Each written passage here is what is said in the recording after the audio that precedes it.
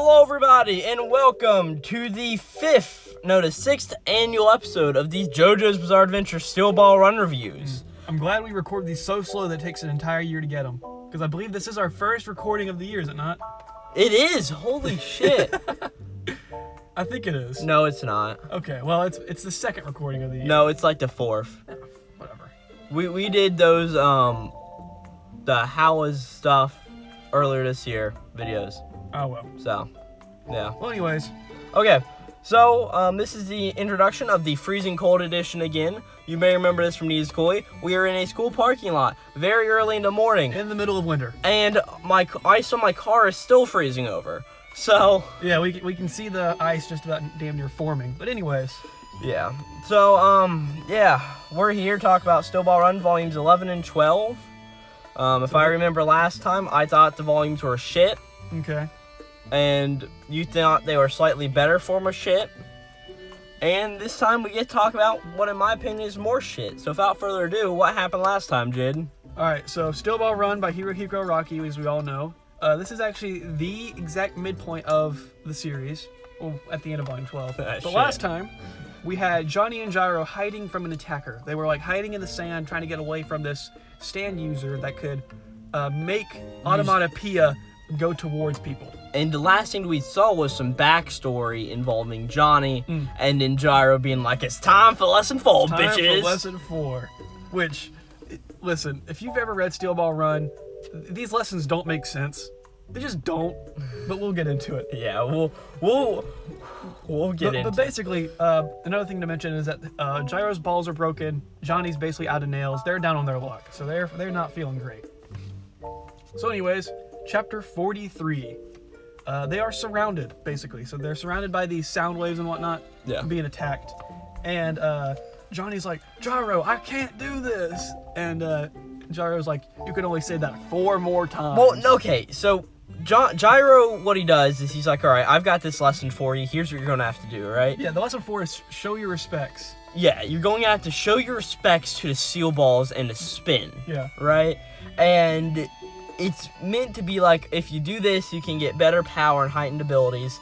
And Johnny's like, but I can't do this. And Gyro makes this note of, you can only say that 4 more times before I'll give you this belt buckle that will... yeah, that'll allow you to unlock it. That'll allow you to unlock it yourself, but you need to try first. And so this is where we finally get our exposition of how the power system works. You guys ever heard of the golden rectangle? Oh my gosh. The golden ratio? The golden ratio. This was so much of a what the fuck. Araki loves his pseudoscience. Because there are about 3 other points in these chapters where I'm like, seriously now, what the fuck? Okay, so basically, if you don't know what the golden rectangle is, it's like an infinite spiral of continuing. Well, no, squares, that's the golden ratio. The golden rectangle is this idea of how things form in nature. Yeah. Right? It's pretty much a 16:9 representation of things, right? Yes. So leaves make this rectangle, right?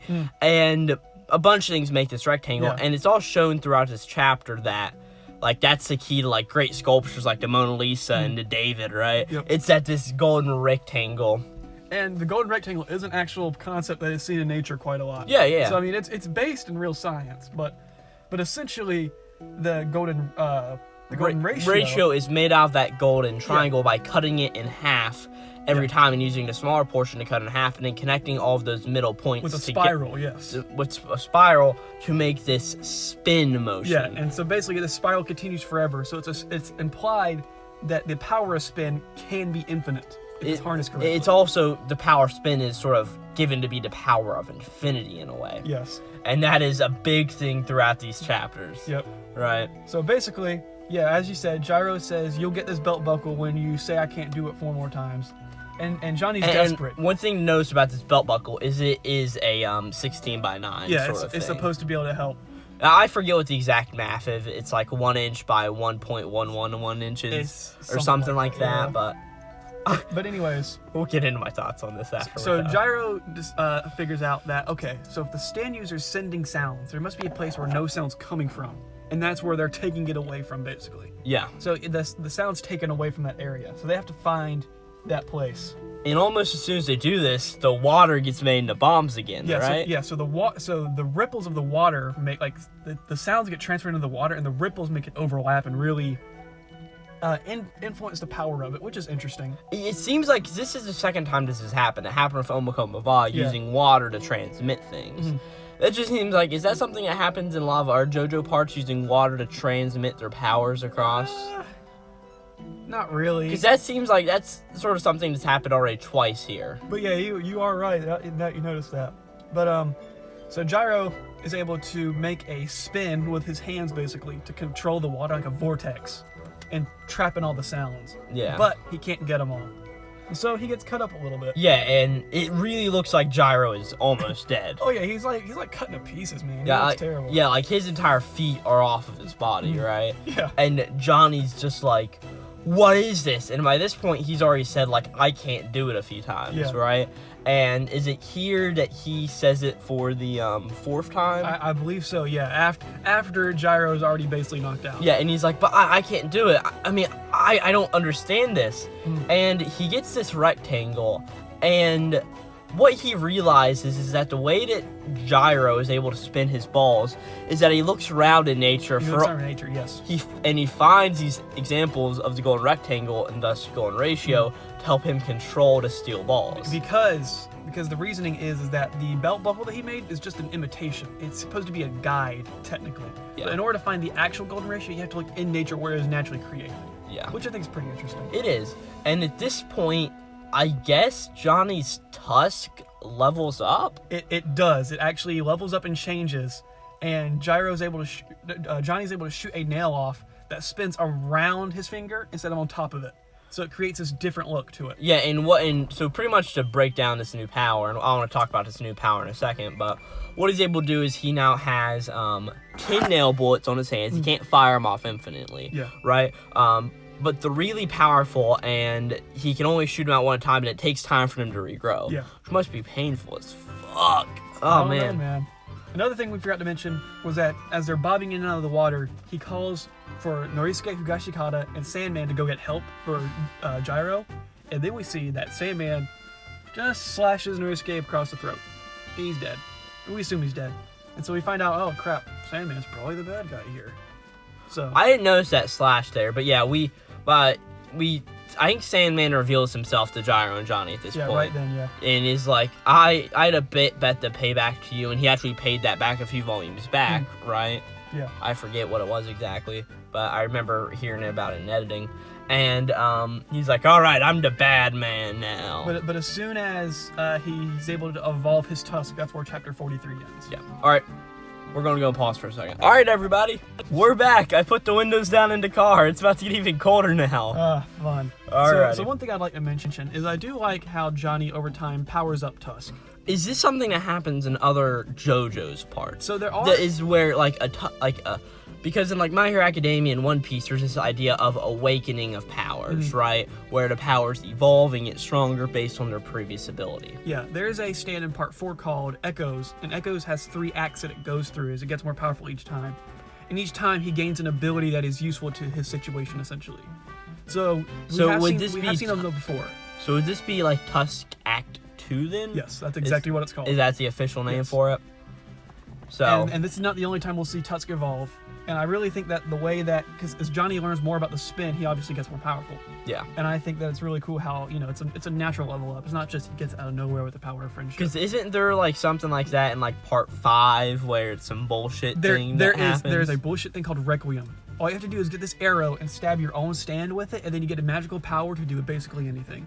It's ridiculous. It's stupid. That seems really bullshit. It is. It's terrible. But anyways, chapter 44. So we have Tusk Act 2, and I just mentioned everything I have everything wrote down here that you said about how the power works. Yeah. And so what happens is Johnny goes to shoot a Sandman, and Sandman does something pretty cool. He makes a slashing sound, or like a whooshing sound. Yeah. And then applies it across his body so it deflects it. So that way he doesn't have to deflect it on time perfectly. Yeah. So yeah. And then Johnny shoots at him, right? Yeah, and Johnny's just hopeless, man. He's like, well, I can't do anything. I just powered up and I still can't beat him. Yeah, and as he shoots him, he misses. Yep. But then the bullet hole moves down and up onto Sandman. Yeah, the bullet hole moves. Yeah, it kills one of the little sound monsters first, and then it moves up Sandman. So yeah. Yeah. And at this point, is it time for Sandman's reveal?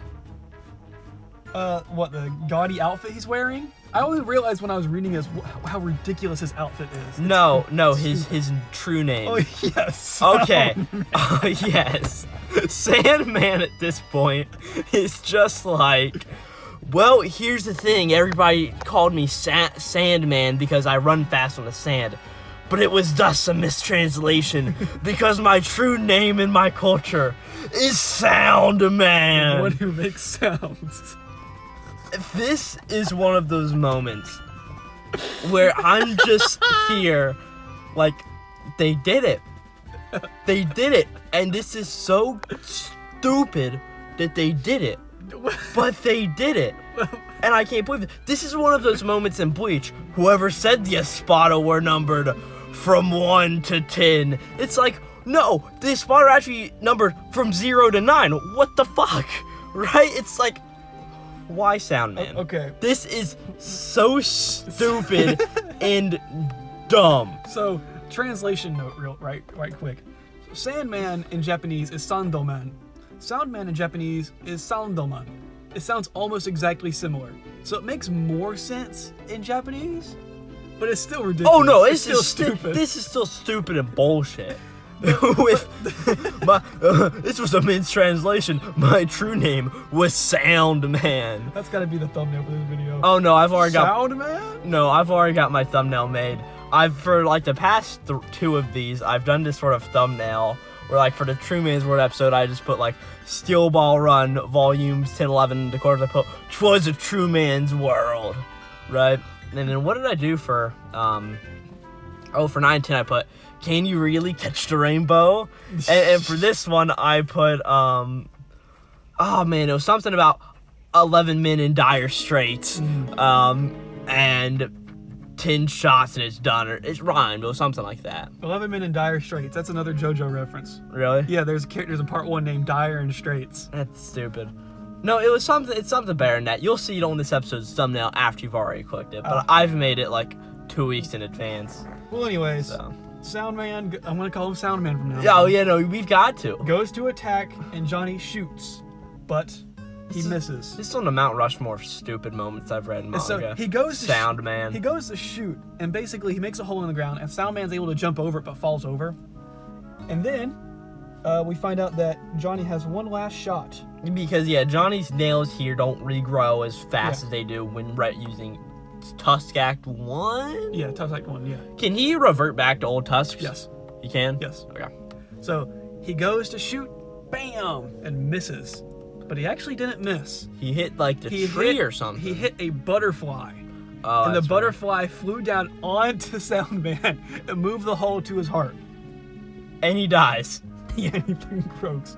Well, basically, he has one last stand, but when he goes to look, Johnny has made a ball out of The belt buckle. which is how Gyro makes his balls, if you didn't know. No. So, whenever he needs replacements, he makes it out of his belt buckle. So he makes this tiny little ball. And How many belt buckles does he have? Who knows? And Soundman's like, you really think you can be Is he faster right than back me? to the Vatican every time? Hey, can you airmail me a new belt buckle? So they go to draw, but Soundman's too slow and he dies. He croaks. Yeah, Soundman dies, and yeah. Well, let's finish off this little section here. So after this, Johnny's on the ground. He's like, Gyro, we're dead, right? And does Johnny faint at this point? Not yet. Hot Pants appears. Yeah, Hot Pants appears, And she goes up to Johnny, with her, knocks him out. Yeah, with her, and then she cream starts both of them to heal them both, and then she takes Johnny's left arm, is it? And spine. And every bar of the spine but one. But one vertebrae. But one vertebrae to leave Johnny with his ability and the ability to find the corpse parts. And she puts the parts in a bag that looks like the Vatican. The Vatican, and and that's where, and they wake up with their wounds healed. Yep, they wake up with their wounds healed, and Johnny's like, "Oh, what did Hot Pants do?" And he's like, "Oh no, I don't have my arm or the spine." She's not completely evil, you know. And no, by this point, Gyro doesn't have the eye anymore because it's given to Lucy. Yep. Yep. So they're back down to one corpse part. Yep. These poor guys can't get nothing around here, man. And didn't we start chapter 45? Chapter 45. Which starts off with another what the fuck moment. Zeppeli backstories. Yeah. So the Zeppelis are doctors. And we cut to what I thought was a lesbian at first, actually being Gyro. No. This is Gyro repopulating. Yeah. He uses his balls during sex. Because you see him holding it when his dad walks in. Which is so fucking stupid. Hey, man. I don't... That spin can do a lot of things. You find this a whole lot more funny than I do. This is bullshit. I would much prefer a more sound man. Hey, maybe he can spin. Maybe he can spin his ball and his dick to make it bigger. You ever thought about that? I don't care. Like he can just, But anyways, when his father walks in, he uses the spin on the girl to make her look old and wrinkly, so he can. So his dad thinks he's just treating a patient. Then whenever his dad walks out of the room, the ball has the opposite effect to make her look younger. Yeah, he does a bunch of random ball party tricks, as I like to call it. Oh my And then we God. cut back Yeah. to Gyro in the snow. So by this point, they're pretty far up north. Yeah. And I'm not sure when the exact season it is, but I assume it's fall or winter around that time. I mean, it is snowing heavily. Yeah, I mean, he wakes up just covered. Yeah. But Johnny's like, hey, Gyro, come over here. Look what I found. My nails grow back if I drink this tea. Yeah. Okay. And then he does a bunch of weird nail stuff, like he can eat spaghetti with it, brush his teeth, bunch of weird crap. Yeah. It's a funny panel. And It's not as good as Sound Man. and so then Johnny tells of Gyro about how Hot Pants has been searching after the parts, and Gyro probably knows who the corpse is. Yeah. Because- they've both pretty much figured out through context clues. Yeah. And Gyro's like, so you still want to go after this? And Johnny says something pretty important. He says that his soul feels reborn after doing this. Because Johnny was a depressed mofo before this. Yeah. And now he's finally getting a new chance at life. And he's finally getting a new chance at life, and thus he wants to chase after it. Yep. So then, let's see. Yes. I wrote on my paper misgendering at some point, so when does that come up? We'll see. I do know that Gyro says, oh, look, I made some more steel balls from those tracks over there. That's right, yeah. Funny thing to mention is that in the colored version, the steel balls are green. So unless those are green railroad tracks, I'm not sure where he gets the color from. They're green? They're bright metallic green. What in the world? That's why you need to read the colored, man. When was spray paint invented? But yeah, they use the ball to then track that there are people walking towards them, because Johnny recognizes them. Yeah, and there is one person walking, but then Gyro says, no, that's 11 people walking toward us. And they are walking in the exact same cadence to where we wouldn't understand normally. Yep. Which is really weird. So then we see that he loses his ball. It like falls in the snow, kind of. And they look up and they see a girl taking it away, running to a tree. Yeah. They're like, well, shit, give me back my ball. Yeah. So they run after her and climb up into this strange old tree. And they make a note of the corpse part has to be close. It's probably in this tree. Yep. And this tree looks to be thousands of years old from the size and shape of it. Yeah. And it's this interesting thing that as soon as they get into the tree, there's this little girl in there, right? And she's like, oh, is this your steel ball? Yeah. Right? But there's another thing with it too. Do you remember what that was? I can't remember. But it may have just been steel ball, but... So what happens is, man, that ice is reforming fast. yeah, she talks to like dolls and basic whatnot. Yeah. And she has like a house playing inside the tree. So when they step in there, she's like, no, you can't step in the private room. You gotta step through the front door. Blah blah blah blah. This kid's weird, basically. But she says that her name is Sugar Mountain, which one is a stupid name, but two is also a song reference. Give it to me. Oh, I should also mention, Soundman's stand is In a Silent Way, which is another song reference. Yeah. I don't know. Soundman's stand looked pretty cool. It did look cool. I like that. It looked cool. I wish it was around for more than one chapter after he got revealed. Whoa, I'll get into it here in a minute. So this girl from Johnny and Gyro appears to be kind of not able to see well. And she says, oh, do you want the steel ball or do you want this golden diamond that I found? Yeah. And Johnny and Gyro are like, dude, what in the world? We just want our ball. Yeah, we just want the ball. And she's like, oh, correct, you can have both of them. Thank you. She's like, oh, thank you for being so honest. So yeah. And we pretty much learned throughout the rest of this here that there's this game about honesty here. If they lose something in the springs around a pond, it comes into her treasure chest, and she'll have something of equal or greater value to it, normally greater, that will be given over, but they have to tell the truth in order to get this better item, and if they don't, then they will be sacrificed to the tree gods. So basically, Gyro does his typical yo-ho-ho and has a genius idea. He takes like random paper, throws it in there, and he gets like actual cash out of it. He throws an old pocket watch, he gets like this really nice wristwatch. And then he decides that he will take this bunny that he caught earlier, chop its ears off, throw it in, and get the ear corpse parts. And get the ears which of the corpse I part. thought was pretty genius. It was. And one thing I have to mention, at one point they got potato chips out of this. Did those exist?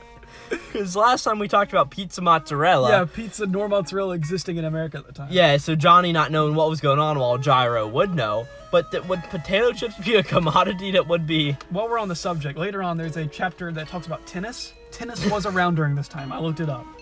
I wanted to be sure. But anyways, they keep this back and forth game. Yeah. And they eventually do get the corpse ears. And they're like, oh, this is like the guardian of these parts, basically. Yeah. So it wagers.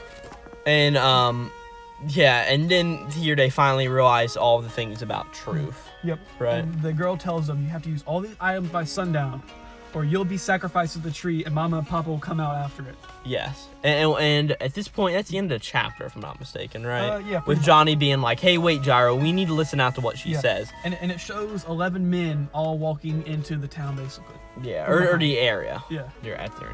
So that's the end of volume 11. Yeah. Oh. Yeah, I just want to get rolling on it. I mean, I think we can talk about the Sandman and that stuff first, because that was the arc finished. But I do like how this equivalent exchange game works. And there's a price to it. This is my favorite ideal we've had so far in this series. It's one of mine as well. It's this really fun idea of, oh, hey, here's stuff about this. But I'd say we just hop into 46. All right. So we do see that Gyro gets the left arm, too. Yeah. Or does Johnny get it? He gets it. I'll show you how he gets it.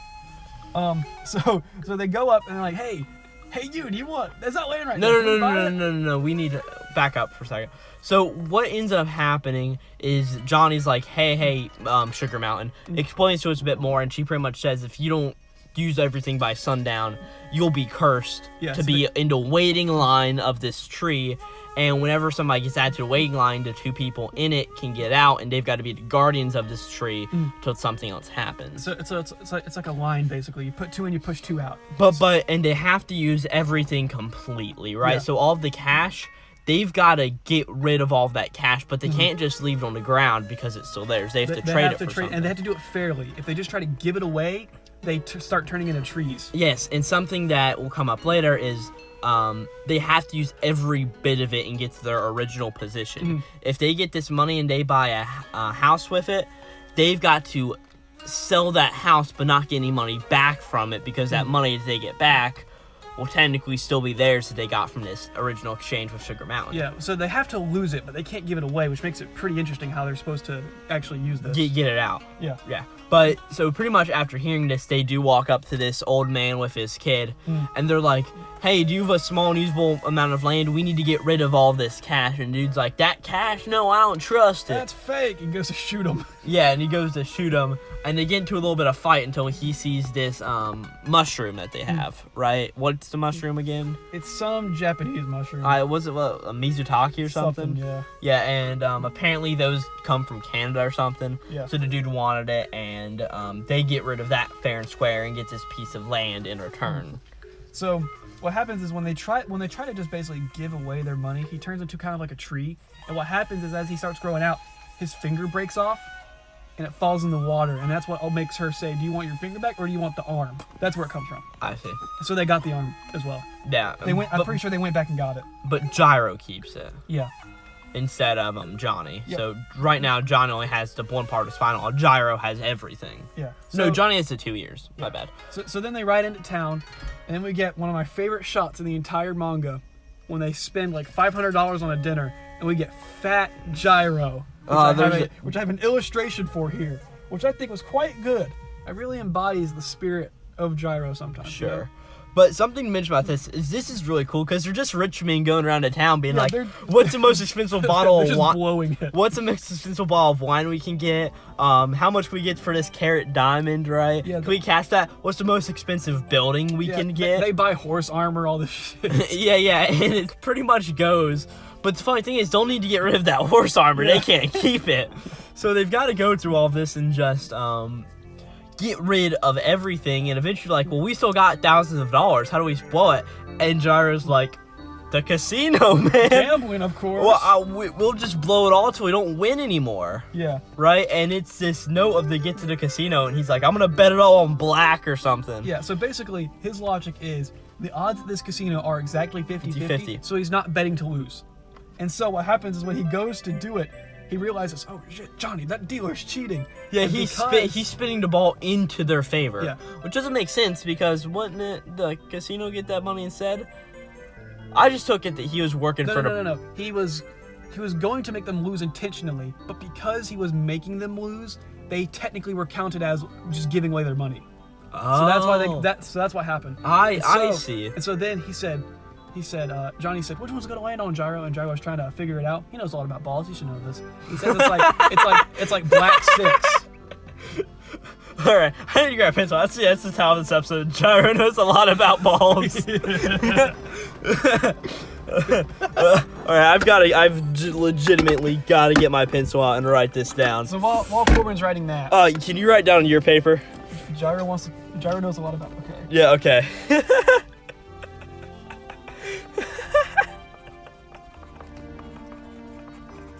All right. Okay. All right, we're good. Okay. So as he does that, Johnny's able to use Tusk to break a hole Yeah, in the roulette wheel, so it rolls over. And this is wasting one of his nail bullets. Yeah. As what ends up happening at this point, They win $30 million more. they win $30 million more, but then these 11 men walk into the room. Yeah. Because it's been this constant thing that we haven't really been able to mention is that there's this massive idea of, all right, they're right behind the corner, they're coming to get us. Yeah. And eventually they all walk in, except it's just one dude who walks in. Yep. And so it's one guy who walks in, and basically as soon as he comes in, a big firefight breaks out.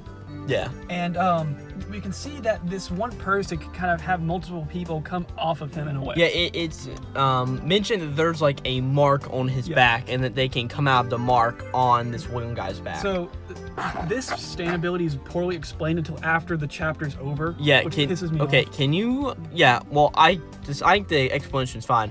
But do we even know what this guy's name is or what his stand ability is? His stand ability's name is called Tattoo You. Tattoo You, that's correct. But Song reference. yeah, I'm pretty sure. But what's the song reference? I don't know, man. I'll have to look that Come one up. on, Jaden, you should know all this. You're the JoJo's Bizarre Adventure fan here. No. Most of the Part 7 of names stands are weird songs. They get like the I think what happened was Rocky used a lot of mainstream songs during Part 4 and 5, and then once he got to 6, 7, and 8, he started using some weird shit. Like he's just whatever. Yeah, it was also using weird shit to smoke. Literally, if you come up with this. Yeah. But anyways, But we don't know what this dude's name is. no, not that I know of. He Alright. really works for the government. Well, I say we just call him Tattoo. All right, Tattoo Man. That's all right. And by the way, Tattoo Man. I think another thing that Is that Sandman version 3? Tattoo Man. but his actual name What is is, like, what is Tattoo Man's man? his real name? No, in wrestling there's this idea of like a heel turn where they turn evil, I think, right? What is his heel turn? What is Tattoo's man's alternate name that makes absolutely no sense but works with some ungodly way? Bad Do Man. Because he's bad. And he's got a bad hairdo. Yeah, his hairdo's like made out of paper mache. It's like newspaper. Yeah, okay. Well, anyway, we gotta get on to 47. Jay, we've got 25 minutes. Whatever. So. Okay, so let's see what we got here. Yeah. For 47, I can probably sum this up with what I know, with what I wrote in my notes. Lackluster fight. It kind of, yeah, it is. Because it's a bunch of just shooting back and forth and one-upping on each other. And just to cut it real short, as Johnny and Gyro are down on their luck, Gyro isn't helping Johnny because Gyro is bartering with all of the guys. He needs string. But he also makes a deal of, hey, I'll give you all of our money and all of our properties and everything if you become our bodyguards. Yeah, I'll pay you $10 million to be hitman for us. So they get rid of all of their money, all of their extra supplies, besides for the corpse parts, as we'll see here in a second, to hire these guys as bodyguards and end up killing Tattoo Man. Yeah. But or at least most of them. Most of them, except except for they killed 10 of them. Yeah.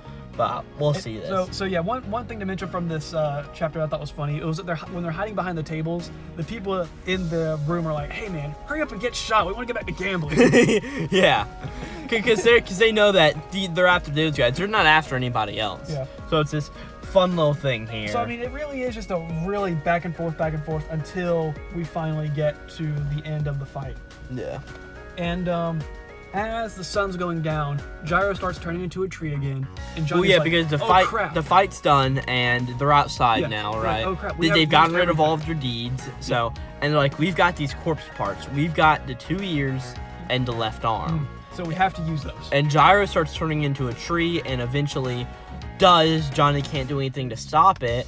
And it's not like he wants to give away these corpse parts because that would be undermining his goal. Yep. So that leads us into chapter 48. We get the Gyro. As Gyro becomes the tree next to Sugar Mountain. Yeah. And Sugar Mountain makes a note of, man, those guys were the true ones to do it.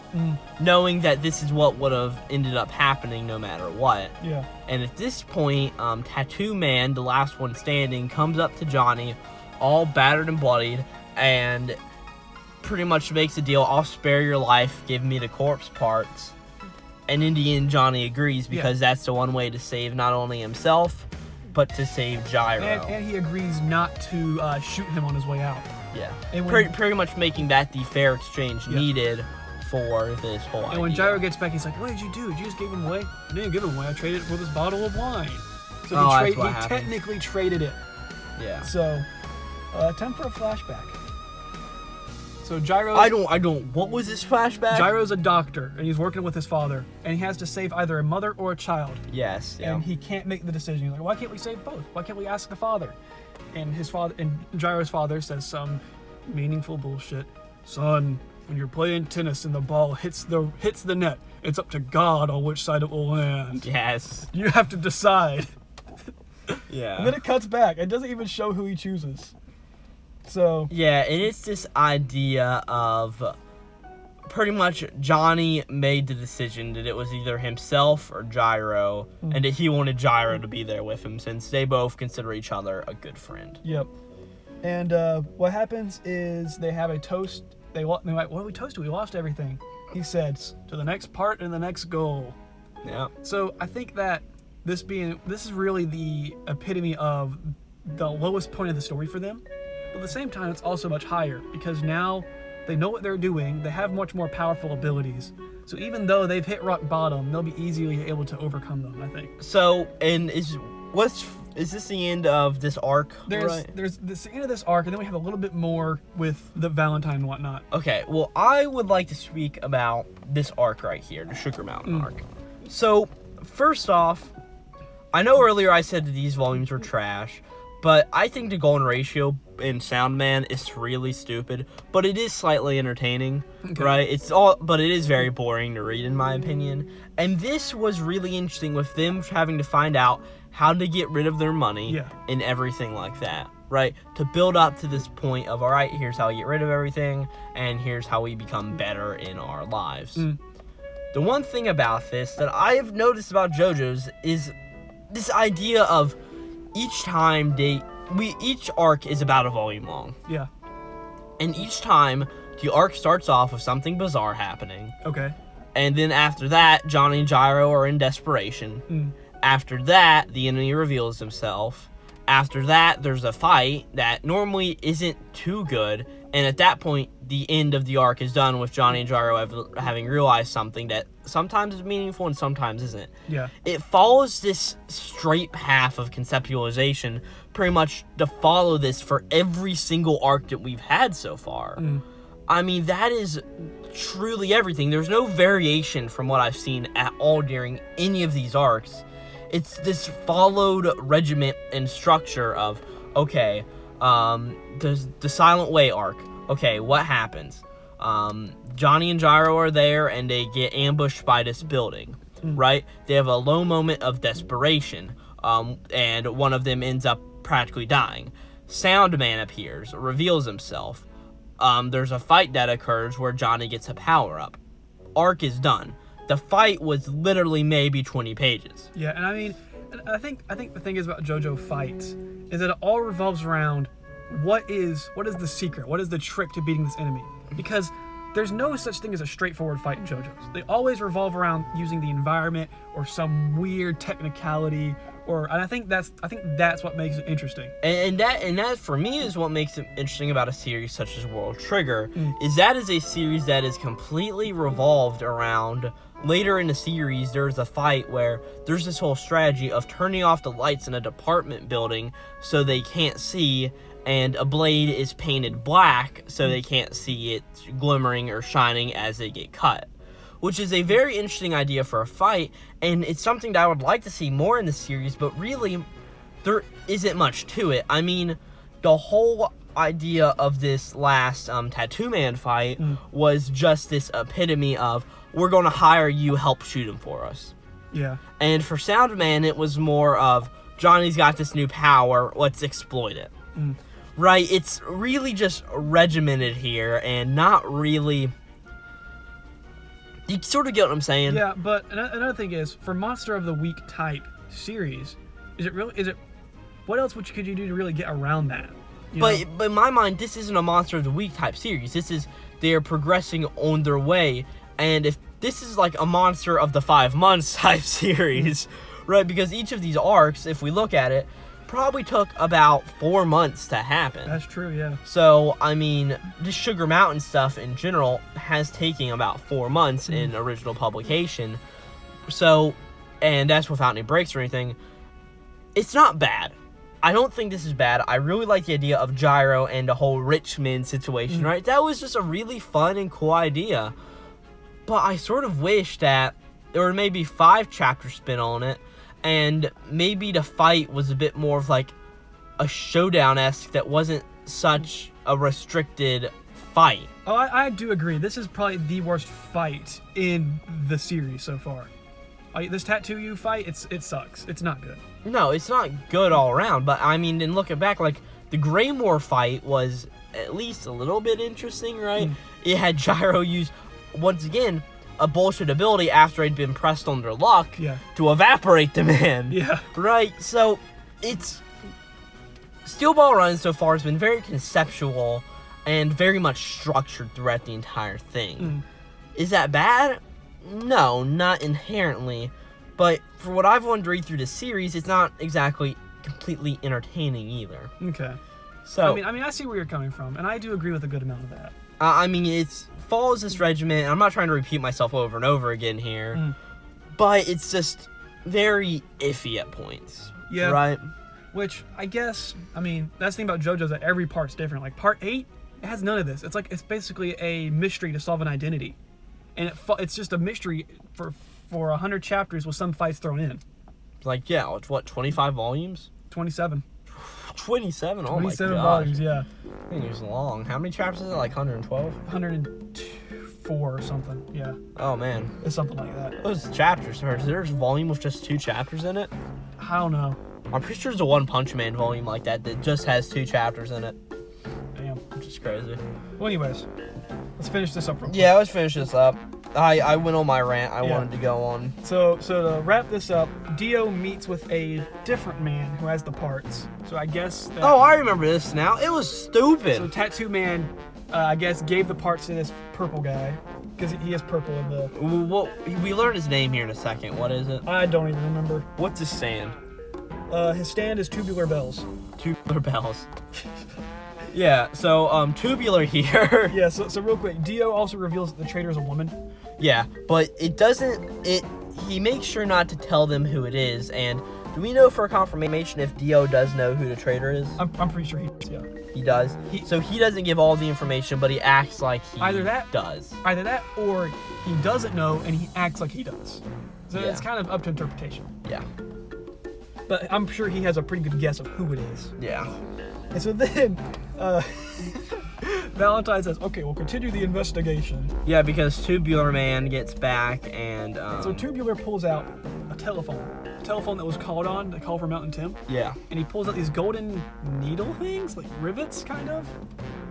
And he starts blowing one up. He makes a balloon animal. He makes a balloon dog. He makes a balloon dog to hear the frequency of who spoke into that to go find them.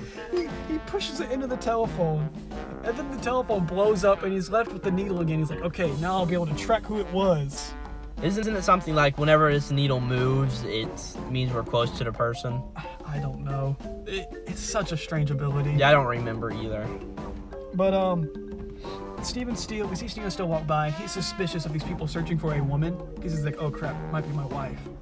And we also cut to Lucy being scared. She's like, well, I gotta do this. I gotta fulfill my duty. Because we get a flashback to what she was told to do by Johnny and Gyro.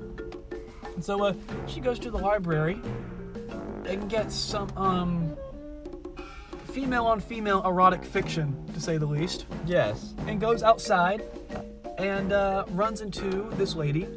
Who is President Valentine's wife. Yeah, we get revealed as the first lady. And Lucy Steele says, I don't know why, but I'm pretty sure that, what's her name? Something Valentine likes women. Yeah. And she tries to hit on her. Yeah, and she like falls down, like accidentally faints. Accidentally falls, yeah. And, oh, God. And that's where we end this off is, yeah. When I first read this, I never laughed so hard in quite a while over using just, I'm pretty sure she loves women to infiltrate. But that's where Volume 12 ends. Yeah, I laughed so hard at Sound Man. I had no joy left for the rest of these volumes. So, yeah, I'm just gonna say it. I think these volumes, fight-wise, 2 out of 10. I can agree with that. Sugar Mountain shenanigans-wise, 9 out of 10. Sugar Mountain was awesome. Sugar Mountain shenanigans were awesome. I think Sugar Mountain was good overall, and Sound Man was pure bullshit. Yeah. 6 out of 10. Is that the overall volume rating? Overall. I'd actually agree with that. I'd give it around a 6. 6 out of 10. Sound Man, that is something that's going to stick with me for a while, for how ridiculous it is. Yep. Sound Man, but besides for that, it's whatever. So yeah, overall, you know, we're getting on up there. We're about near the end. Halfway through. The final arc actually should be after the next 2 volumes. Really? Yeah, it's like 6 volumes long. Well, with that, I don't really have anything else to say. I went on a rant. That was fun. And it's really cold. I want to roll my windows up. So I'd say that we're done with this. Yep, see you guys. This would be Glowplasma 231 out.